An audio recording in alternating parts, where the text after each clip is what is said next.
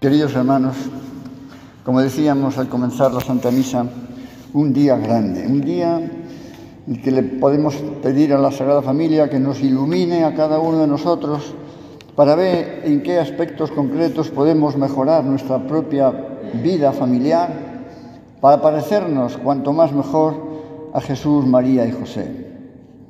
Y agrandamos el corazón y no nos limitamos a lo que podamos necesitar cada uno de nosotros, sino que pensamos en tantas otras familias del mundo, empezando lógicamente por las más cercanas, los que forman parte también del ámbito familiar, amigos, conocidos, y el mundo entero, porque a todos nos afecta lo que sea la familia en cualquier lugar del mundo, sobre todo, como es natural, en nuestro propio país.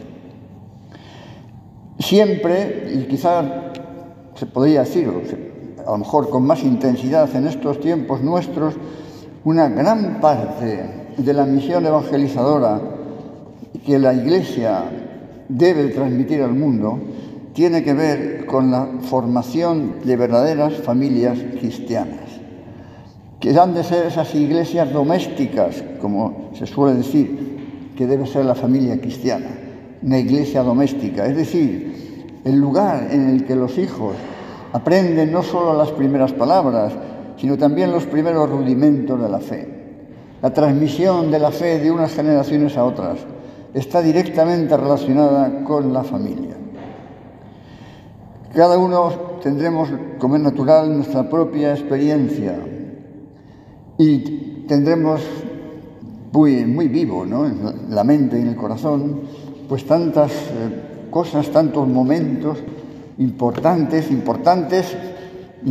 pueden ser todos, aunque sean ordinarios, corrientes, de nuestra vida familiar. Quizá también podamos tener recuerdos de otras cosas que mejor que no hubieran sucedido o que han sido desgracias. Y también tenemos que ver cómo hemos sabido sobrellevar esas dificultades o contrariedades que se han podido presentar. Contrariedades que siempre puede haber de una manera o de otra. Y que el sentido cristiano de la familia tiene mucho que ver con el modo de sobrellevar esas contrariedades. Tenemos el ejemplo inmediato de la Virgen y José en Belén. Primero, cómo nace el niño, en la pobreza, cosa que no podían imaginar María y José, que iba a llegar hasta esos extremos tan enormes. Pero todavía más la contrariedad de tener que huir porque vienen a matar al niño. ¿Qué padre, qué madre puede pensar eso del hijo que acaba de traer al mundo? Y además él era el Hijo de Dios. Quiero decir que María y José van aprendiendo, van aceptando lo que Dios tiene previsto. No saben por qué, quizá en un primer momento, como tampoco sabían muy bien por qué el niño se quedó en el templo, como acabamos de leer. ¿Por qué no les dijo nada? María y José debieron pensar, como iban en caravana, pues que estaría en algún otro lugar de la caravana, como solían hacer muchas veces los niños, iban de un lado para otro, pero claro, ya al tercer día no le encuentran y entonces viene ya el temor de qué ha podido pasar y regresan a Jerusalén y lo ven allí en el templo, rodeado de los doctores, escuchando y enseñando, un niño con 12 años, porque era el Hijo de Dios. Tenía la ciencia humana correspondiente a su edad, pero tenía también la ciencia infusa correspondiente a su condición de Hijo de Dios. María y José no entienden ¿por qué te has quedado aquí? ¿Por qué nos has tratado así? Se lo dirían con un enorme cariño, con un gran respeto, pero manifestando su duda. Hijo mío, ¿por qué nos has tratado así? Estamos angustiados. Y él les contesta, ¿por qué me buscáis? ¿No sabíais que debo estar en las cosas de mi Padre? Una respuesta sorprendente, que en un primer momento quizá tampoco entendimos mucho, pero como nos dice el evangelista, su madre conservaba todo esto en su corazón, todas estas cosas que iban sucediendo, como evidentemente consideraría en su corazón aquellos primeros momentos iniciales de la venida al mundo de su hijo y de los años en Egipto. Aprendía, se identificaba con el querer de Dios, porque lo que no podían imaginar o suponer es que su hijo hiciera algo que no fuera correcto. Pero tampoco el niño era un rebelde, dicho así con todo respeto, porque también nos dice el Evangelio que a continuación bajó con ellos a Nazaret y les estaba sujeto, les obedecía. como corresponde a un buen hijo. Obedecía a su padre, obedecía a su madre. Es un aspecto de la vida familiar. Pero hay otros aspectos, si queréis incluso anteriores, que son fundamentales siempre y más, como decíamos, en momentos en los que pueda haber una cierta crisis de la institución familiar. Tenemos que ser positivos, tenemos que estar llenos de esperanza. Estamos comenzando el año jubilar, cuya meta o cuyo núcleo, cuyo mensaje fundamental es la esperanza. La virtud teologal de la esperanza, apoyada, fundamentada en la virtud teologal de la fe. Tenemos fe en Cristo resucitado y sabemos que tiene un gran poder y por tanto podemos esperar muchas cosas buenas, todas aquellas que necesitemos para nuestra vida cristiana y para la vida del mundo. De modo que un año de esperanza llenos de ilusiones buenas, positivas. Pero tampoco podemos ignorar la situación de muchas familias hoy en el mundo y para no irnos tan lejos, en España. Queridos hermanos, demos gracias a Dios si nuestra familia está unida. Demos gracias a Dios si los padres, ya según la generación que podamos decir, ¿verdad?, están unidos y se quieren cada día más, y que los hijos estén también unidos a sus padres y tengan deseos de vivir a fondo su vida humana, profesional y cristiana. Demos gracias a Dios si eso es así. Pero, ¿qué pasa en tantas familias? Es una pena, es un dolor muy grande, que no tiene por qué darse. Las crisis familiares hoy, como sabemos, en fin, no es cuestión tampoco de alargarse demasiado en pintar cuadros, pero lo sabemos. ¿Cuánta gente no se casa? ¿Cuánta gente no se casa? Quiero decir, que viven como si se hubieran casado, pero no están casados. Por otra parte, aquellas uniones no suelen durar mucho. Gente que, siendo cristianos, contraen simplemente un matrimonio civil que no es verdadero matrimonio, aunque comporte una cierta responsabilidad social, pero no están casados ante Dios, están viviendo en pecado, en una situación inmoral. Todavía es más triste matrimonios que se han casado en la iglesia porque son cristianos, pero que se rompen con una proporción impresionante, como todos sabemos. ¿Por qué? Pues porque no viven bien su vida cristiana.